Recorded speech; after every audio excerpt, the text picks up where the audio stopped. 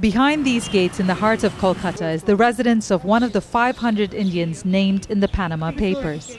Industrialist and politician SHISHIR BAJORIA is listed as a beneficial owner of Haptik BVI Limited, a shell company set up by Mossack Fonseca last year. I don't even know this company. So let me just elaborate and tell you.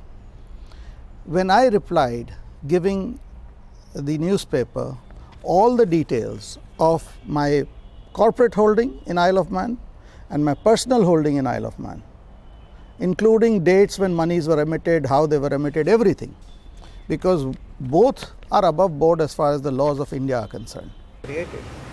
According to the ICIJ investigations, Bajoria's residence and passport details were found as proof of identity linking him to Haptik BVI. And this has happened in 2005. He shows us an email from the First Names Group, a corporate service provider in the Isle of Man, which he admits he has accounts with. They wrote back to me saying, we know Haptik BVI, but you are not connected with them in any shape or form.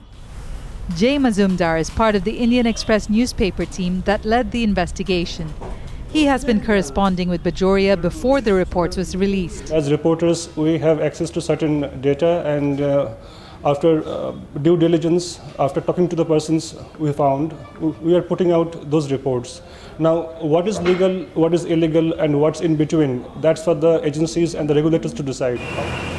The Panama Papers have evoked much reaction among the public in the country where 20% of the population live below the official poverty line.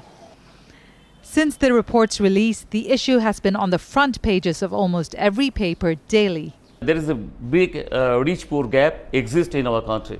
So when these people, they are taking advantage of all these things by keeping their money, part of it of course, to some other countries to avoid the taxes, then it hurts us.